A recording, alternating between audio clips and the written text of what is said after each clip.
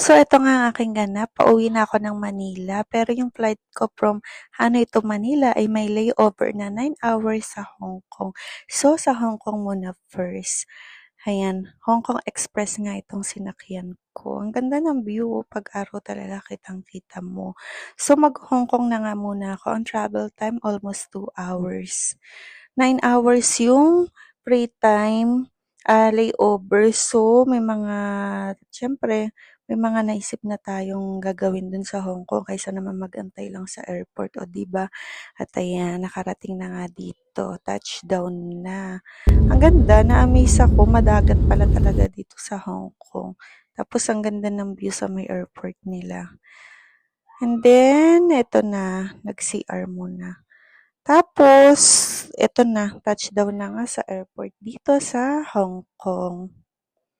At syempre, kailangan nating sumakay ng train. Ganito pala dito, kailangan mo sumakay ng train palabas. Pagdating mo sa airport, sasakay ka talaga ng train para makalabas ka. Tapos, mag-escalator pa paakyat. Then, eto na. Syempre, punta muna ng immigration bago makalabas ng tuluyan. Tas ayan, ikot-ikot lang muna dito sa airport. First time ko kasi dito eh. So, ang ganda nga ng airport dito, ang lawak. Tapos, syempre, kailangan natin mag-withdraw ng Hong Kong dollars para naman may pera tayo dito. Tapos, punta nga tayo sa bus stop. Kasi pupunta nga ako ng Disneyland. So, medyo nakakalito talaga pag first time mo dito.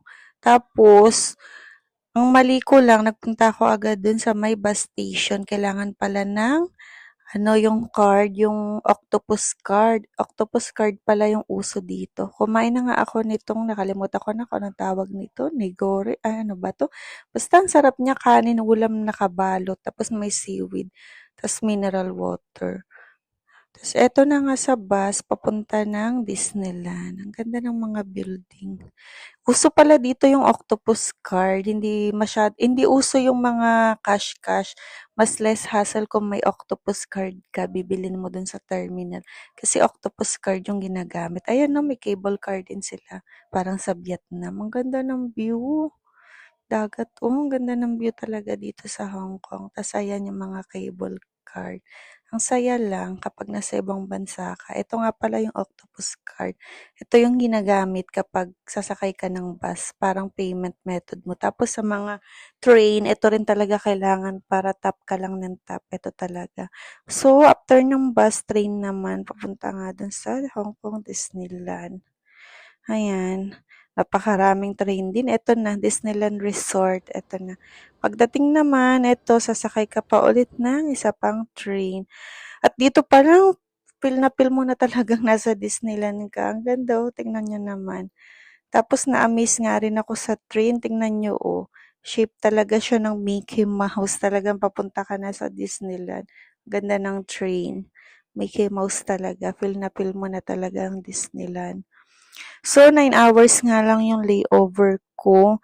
Hindi na ako makakabili ng ticket or makakanood ng show sa gabi. Kasi nga kailangan bago maggabi, nasa airport na at may flight pa nga pa Manila.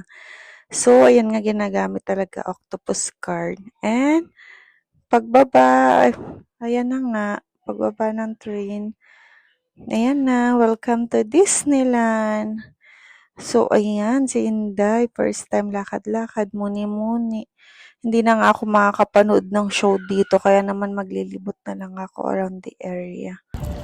Ang ganda, ang daming turista, ang dami ring Pinoy nito. Mga tanghali na nga pala nito kaya mainit. Ang lakas makabagets dito. Alam niyo habang naglalakad ka, may mga music nga pala yan. Yung tugtog talagang pambata. Yung kahit may edad ka na, feeling mo bata ka pa rin kapag nandito ka sa Disneyland. Ang lakas makabata. Lalo na siguro kung mapapanood mo yung show. Sayang hindi ko na mapapanood kasi bitin ako sa oras at may flight pa nga ako. So, naglakad-lakad lang nga ako dito sa around the area na to.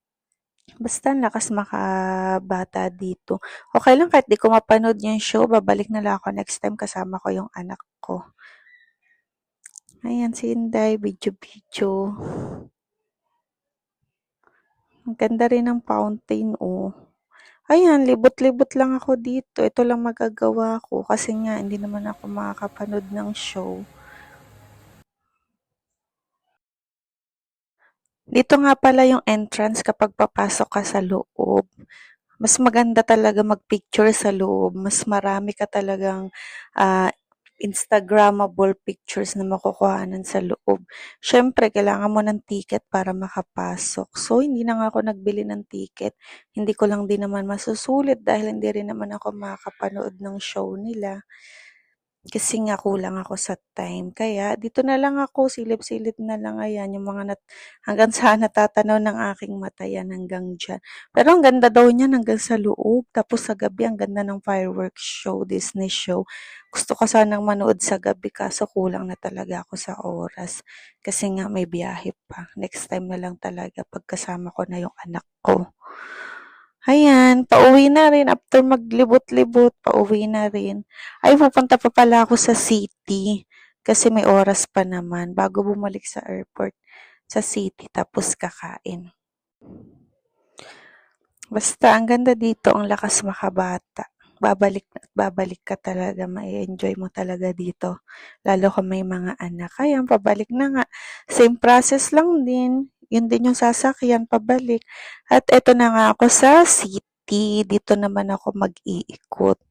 Ayan, sinulit talaga ang gala dito sa Hong Kong. Para medyo familiar na rin. Para next time medyo may alam na rin, di ba, sa area. Ayan, Legoland. Tapos may pupuntahan nga ako ditong building. Ayan, ayan ang daming Pinay na nakaupo, oh. May nagsabi sa akin dito raw nag-shooting yung Hello, Love, Goodbye nila Kat and Alden. Ayan, sikat 'to, ang daming ano dito, Pinoy. Hong Kong Museum of Art. Ayan, ganyan yung itsura niya. Ayan, mga Pinay, ang daming Pinoy dito. Tapos ang daming nagpi-pictures dito sa may tabing dagat. Ewan ko, sabi sikat daw sa tourist. Kaya naman, ayan, si Inday. Ayan, lakad-lakad lang, pasyal-pasyal, Gora.